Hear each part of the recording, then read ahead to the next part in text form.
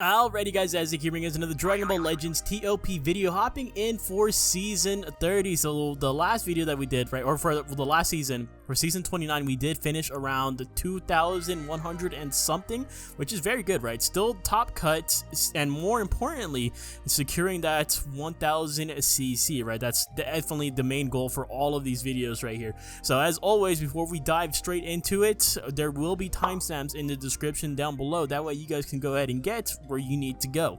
So the first thing we will be talking about is our pathing right here, and as always, this is going to be loosely based, right? This is basically from my first look at the board itself, and I do have to go ahead and put out a disclaimer that this path is relatively more so the easier path, right? Because we'll go into more into like what kind of encounters lie ahead right here. But for the most part, generally, I think the most important tiles are the ones that are circled right here, because these are the 5th win streak bonus, right? Whenever you do land on that 5th win, that 10th win, that 15th win, and so forth, you do get a massive win streak bonus. That's where you want to bust out majority of your Z tier units overall. Alright, so going into tips and tricks now, aka map awareness, I think this is probably one of the worst boards I've ever seen. At least it's in like top 5 worst boards, right? Because this is a heavily dominated Sun family season. Right, so that's basically the main reason why we are going to be playing this safe. We are going more so, there's a lot of times right here in our pathing that we opt for the 4th stages, right, over the 5th stages, because these 5th stages can be so incredibly overwhelming right here. And you could even see right here on the left hand side of things, right, this first 5th stage to the left is Sun family, right? The second one is Sun family. This third one is Sun family. It's just like back to back to back, and that's why you do see our route actually being different right here. But honestly, I think taking the hit in terms of points and successfully just avoiding the Sun family, a majority of the Sun family fights, is definitely going to be worth it. But even though we do try to avoid a lot of them, we still encounter them no matter what. So let's go ahead and just break this down real quick. Right, and it's a little bit different. Like a lot of these fights they really kind of like mix and match it, but for the most part, the most annoying thing about these Sun family fights is this transforming Goten, this Super Saiyan Gohan, right, this Kaioken Goku, and now also this Nappa. It's going to be an issue. Like, I'm going to be straight up honest with you guys, it's going to be an issue, especially now that Nappa is popping up on a lot of these teams right here, right? Because first of all, Goten gets a guaranteed super attack on turn 2. Right, and he has a relatively high key restore speed. With this is an issue because during turn 1, this Gohan, he effectively just soaks up all the damage, right? He hits you with the debuff essentially, where he takes all the focus on turn 1, right? Kaioken Goku gets the super attack on turn 3, also has a really high key restore speed. He has a higher key restore speed than Goten even. And then this Nappa, he puts a debuff at the start of each round on your entire team, right? He puts a debuff 20% to strike damage received, right? That's going to persist until he dies. But in terms of actually clearing this stage, key restore speed is still the best way to handle these fights, especially if you do plan on tackling the highest difficulty stages, the highest difficulty route throughout the board, right? If your units can reach above 2,632 key restore speed, then you can attack before the transforming Goten. Remember, friendship rank does coincide with your key restore speed, and it does cap out at friendship rank 10. And I do show this a lot. I pretty much show this every guide video, but it's just very important to go ahead and make sure you guys all understand this, right? This Kid Buu, he is at friendship rank 10 right here. He has 2,413 key restore speed. If we look at his regular stats, we can see it dips all the way down to 2,299. That is a significant difference. So if you do have a main team for ToP, make sure you are doing your daily Let's Fight event stages to get your team to friendship rank 10. All in all, a majority of these Sun family fights do tend to contain multiple yellows and multiple blues, so build your team with at least one red and one green. It is typically wise just to have the full color wheel regardless. That's kind of how I like to go about things, but there are specific builds that do rely like on Zenkai buffs for a specific color, which is understandable as well. But honestly, that's the gist of it right there. It's just Sun family overload. Like, I couldn't really find another like gimmicky fight that I can go in and just give you like the details on. It's mostly just these Sun family fights that are everywhere. But the thing is, like I said before, the most annoying part about it is that Nappa is included on a lot of these Sun family fights now as well, and those debuffs definitely do hurt. So I would probably say when encountering this fight, I kind of like always you do want to get Goten out of the way, right? You want to avoid the super attack from him, and then I think the way that we're gonna have to start handling these fights is Goten first, Kaioken, Goku, and then the Nappa, and then 18, right? Because this is going to be absolutely awful, especially for fights like this, because Nappa has debuffs for your entire team, and then 18 has debuffs for the top row of your squad, and then the middle tile as well.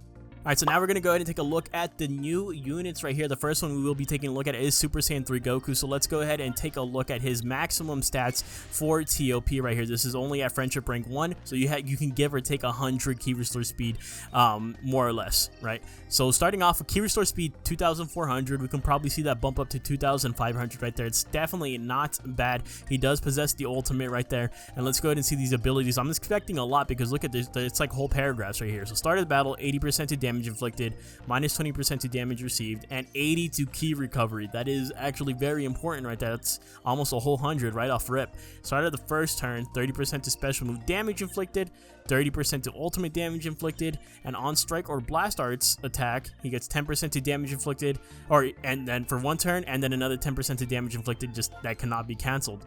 And then he also has, before receiving a strike arts attack, health is 35% or lower, allies in range, you will perform a cover change and nullify an attack, right? So he has the strike cover change. This is more so annoying when he's on the enemy side of things. I don't think this is too important when there's like a HP restriction on this kind of on a cover change, right? After receiving an attack, however, if his own health is 60% or lower, he restores health by 4%, activates one time, and he gets 25% to his special move gauge, and he upgrades his special move arts as well. I would have made... I don't like the fact that he has to be below 60%. He has to be 60% or lower. I think that's a little bit rough right there. I don't think this kit is that great. Honestly, for an LF unit, I expected a lot more from this. I don't think this is entirely amazing. Alright, so next we do have this Tapion right here. So once again, we're going to be taking a look at him. Max stats, ToP, Friendship Rank 1, Key Restore Speed 2,400. We can probably bump that up to 2,500. He has no ultimates, right? But his first passive is 60% to damage inflicted, 25% damage cut. He inflicts all enemies with attribute downgrade, plus 20% to damage, some more debuffs, right? That's actually important to note. Right, debuffs, Sagas from the movies is a good team. And so with debuffs and stuff like that, you're going to start nuking with these guys. And you also inflict all enemies with attribute downgrade, minus 30 to key recovery for one turn. That's actually pretty good. Right, that actually could be really good. On strike arts hits, you inflict heavy bleed for 3 turns. That's a good amount, right? At the start of the first turn, you activate your special action. You get 10% to special move gauge. And at the end of the turn, allies in range, you restore health by 1%. It's only 2 tiles, unfortunately, but I think that's still alright. You also get 25% to damage inflicted, and you cancel attribute downgrades and abnormal conditions. And on special move arts hit, you inflict can't attack for 1 turn. I think this unit is pretty solid. I think he's just lacking a little bit in terms of key recovery. He has nothing to buff key recovery in his kit, but I think he kind of makes up for it a little bit by debuffing the enemy's key recovery, all enemies. Alright, so next we have this Cooler that I did not pull, unfortunately. Let's go ahead and display his maximum stats, his ToP stats. He has 2,400 key restore speed. A lot of these units having 2,400 key restore speed. Once again, we can probably bump that up to 2,500. He only possesses a blue card. He has 1 passive only. He has a buff against Saiyans, right? He gets... well, it's not a damage buff, but he gets 20% damage cut, right? Minus 20% to damage received. After receiving an attack, however, and the enemy is tagged Saiyan, he gets 50% to special move gauge, activates 1. That's actually pretty strong, I would say.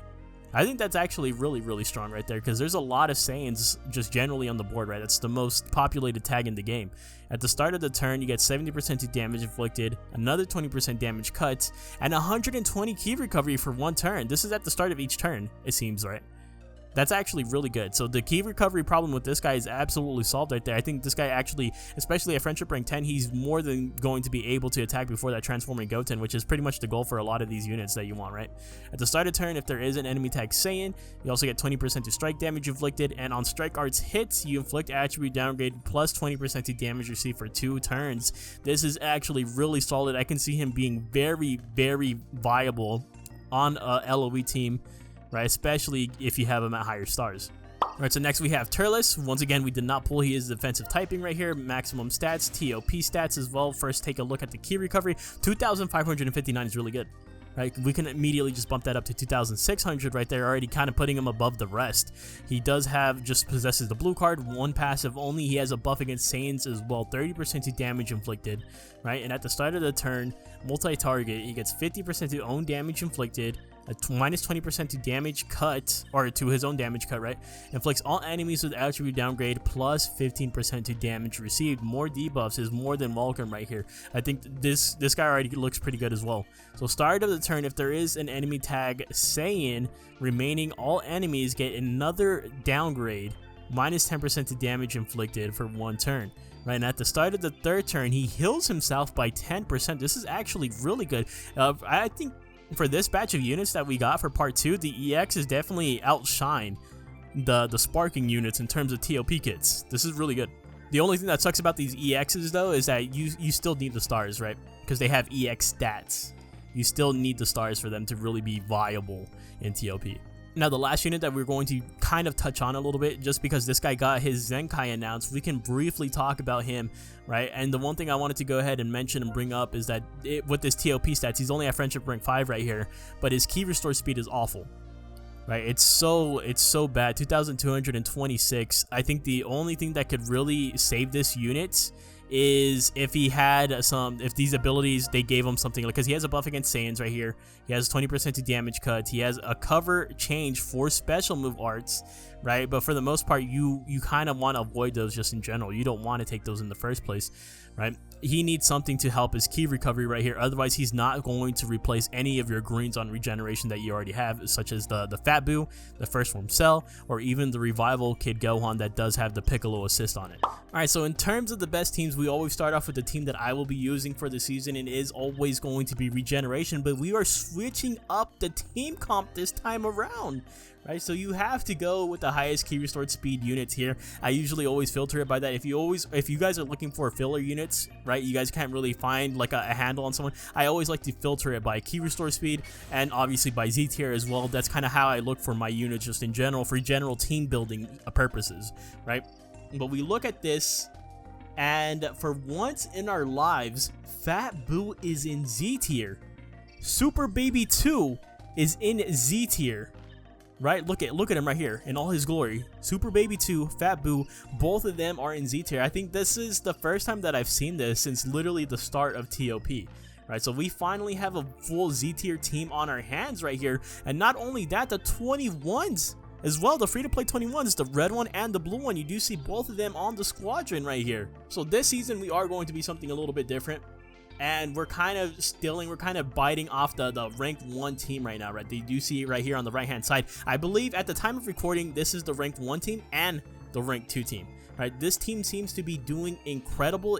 Regeneration might even be the best team for this season specifically right here. The reason why I like this free-to-play 21 a lot, right, more than a lot, is just because of her. Look at all this the support she gives, right? Not only does she give 15% to special move charge rate for Android specifically, right? That's fine and all, but she gives 30 key recovery for allied tag regeneration as well, allowing my boot tanks to attack quicker, to attack faster, right? Gives 20% to damage inflicted by allied tag girls, and also restores the health by 2% for allied tag transforming warrior. So, you know, honestly, you can swap boot tanks around right here, right? He's still going to be getting the buffs from this 21, right? You can click on the unit and see specifically what tiles they're going to be buffing in which specific positions right here, and I'm still going to be getting all of her buffs, plus I'm going to be getting the Fat Boo buffs right here. For boot tanks just absolutely getting cracked out of his mind right here. He's getting all the support in the world, and he's looking good while doing it. Just in general, all these units having amazing key restore speeds. Look at this across the board in the 2,600 range, right? That's absolutely incredible. But of course, the OG team still stands, right? You can still put this Piccolo on there, right? I do like having the Legends limited Piccolo on me at all times. I do like that purple Janemba a lot, but you can opt to swap in one of these blue units, one of these units for this Super Baby 2. Obviously, he is absolutely amazing, and he's probably one of the best healers in the game, if not the best healer in the game. For ToP at least, for ToP. We're strictly talking about ToP here. So the next thing we're going to be talking about is GT. So like I mentioned before, Super Baby 2 is in Z tier. right here. And this is crazy because he, like I said before, he's one of the best healers in the game mode. But even more importantly, we also see the Super Saiyan 4 Goku. I think is this his debut in Z tier? I've never seen him in Z tier. To be completely honest with you guys, I've always just seen him stuck and stagnant in S tier. So we're getting a lot of people actually coming out, moving up, getting promoted from S tier into the Z tier itself, right? Just starting right off rip, look at that key restore speed. It's absolutely amazing. And even his passive abilities are really good, right? He's self-sufficient. He restores his own health by 2%. He has inflicted damage. He has damage cuts. He even has an additional buff to his key recovery and more damage inflicted right here, right? It looks a little bit bare bones when you just look at it like this, right? Because it's just these two passives overall, but the unit itself, he has the Zenkai stats, he has the key restore speed, he looks very, very solid overall. You have a lot of Zenkai abilities right here too, and just the key restore is good. Majority of your units are in Z tier right here. The only thing that could really place this team on top for me is if they were to have if they would have brought the Ultra Omega into Z tier, right? Because he still to this day remains probably one of my favorite reds in this game mode right here. His key restore is good, his kit is really good, but he just remains stuck in S tier to this day. And maybe we'll see him emerge another time right here, but this is also another team right here on the right hand side. Obviously this is doing really good as well. The Shadow Dragons always do well in this game mode here too, right? This is a rank 33 team right here, and I truly believe that if they put this Ultra Omega Shenron in Z tier, this team could have been contender to be the best team in terms of points for this season. So next team we're going to be talking about is the androids. So now for this one, all the 21s except for purple, for the purple 21, are in Z tier. Right, this is a rare opportunity that you guys can take advantage of, especially being that 2 out of the 4 21s are free to play right here, and they have incredible key restore speed, right? You can see it right here. It's 2,655 for the blue, 2,654 and 44 for the red. And once again, I always talk about how good this blue 21 is, right? But she's specifically amazing, perfect for other 21s as well. So I wouldn't blame you guys if you guys went ahead and just pulled out all the stops and were just like, screw it, let me just dip into S tier right here and let me just get the full 21 squad rolling, right? That's completely viable for this season. And do keep in mind, a majority of your units are in Z tier, but you can even pick up the duo droids in S tier right here. They're not too far behind, and they actually possess a really good kit too, having a buff against hybrids, against Super Saiyans, and against future right here, which you do encounter a lot, specifically the hybrids and the Super Saiyans, right? And even the setup right here on the right hand side looks to be very, very efficient, right? You have 2 healers right here in the form of Gamma 2 and the Red 18, and you have a unit that can just auto generate blue cards on turn 3 in the form of Super 13, who also has really good key restore speed as well. Look at this, this is only at friendship rank 6, 2,579. And not only that, to ensure he attacks before the transforming Goten, on the second turn he gets plus 60 to key recovery, and also he does have the buff against Super Saiyans as well. So the next thing we have is Sun Family, and dude, honestly, if you're using Sun Family, you're still completely golden. Do not worry. I don't think this team will ever stop haunting us, especially when it comes to on the board, especially when it comes to like facing opponents. But honestly, the more I see different Sun Family teams come into the meta and different combinations start cropping up wherever they may be, I feel at this point, I feel convinced that as long as you run this Goten, as long as you run this Gohan, and this Kaioken Goku, the Zenkai Kaioken Goku, right? Throw in a healer right there, throw in a healer or 2, and throw whoever the f you want on there. They are that good. Like, it doesn't matter. It doesn't matter the units from there, right? As long as you have those 3 units, that's the core of your team. You just need a healer and you're good to go. I truly believe you could throw anyone that you wanted on there. And I'm not even trying to be sarcastic or anything either, right? Like, that's legitimately how good they are. Alright, so for the final team that we're going to be talking about, more so last but not least, we have LOE. Honestly, looking at these key restore speeds, I find it kind of bad that your highest key restore speed units are just purples, right? Especially considering that there are so many annoying yellows this season, right? Usually that's how it comes with the Sun Family teams. But the reason why I chose this team for the 5th slot instead of something like maybe Sagas from the movies is mostly because I wanted to bring up a discussion point with you guys. I am curious for the LOE mains, right? This is specifically targeted for the LOE mains here. How do you guys deal with the Sun Family fights? Right? How do you guys deal with the Sun Family stages specifically? Let me know in the comments down below on the general strategy for them, right? Because I know this team has a lot of synergy right here. I know that there's a lot of value right here. There's a lot of support, there's a lot of heal. Well, the heals do come from the Revival Frieza solely, but there's a lot of like damage mitigation, right, in the form of both this LF Frieza, who can go ahead and activate his green card, inflict can attack. This red Frieza can also do the same thing right here, and then you have the yellow Frieza generating infinite blue cards, right, as long as he is getting hit with those blast cards. So there's just a lot of stuff that they have, a lot of synergy that they have within the team, but that Sun family fight still looks kind of rough to me. Other than that, all your units right here are Z tier, and the thing I do like about this team specifically is that even if you end up needing some filler units, you can technically just opt out of Lineage of Evil and then go into the Frieza Force as well, and look at some of these units here too, right? You have Nappa right here, right, who does provide incredible debuffs right here. I think he's absolutely amazing, and you know, you do have some of the other minions that just generally just stay in rotation in terms of Z tier right here as well. Alright, so that being said, that's going to go ahead and wrap it up for this guide video on ToP. Hopefully you guys did get something of value out of here. I know the teams kind of just stay in the same rotation right here with just minor changes here and there, but I think it's absolutely huge. I think the biggest impact of this season is just the fact that so many units that were capped out in S tier are now in Z tier, so you're going to see a lot more diversity in terms of teams, especially on the leaderboard. You're already seeing it with how Regeneration, right? Regeneration is all over the leaderboard in the top 100 at the very least, right? And that's absolutely huge for us who continuously use that Regeneration team, right? So that being said, if you guys have any questions, comments, or concerns, definitely drop them in the comments down below. And as always, if you guys enjoy the content, make sure to leave a like and maybe even consider hitting that subscribe button. And thank you guys so much for watching, and I'll see you guys in the next one. Later!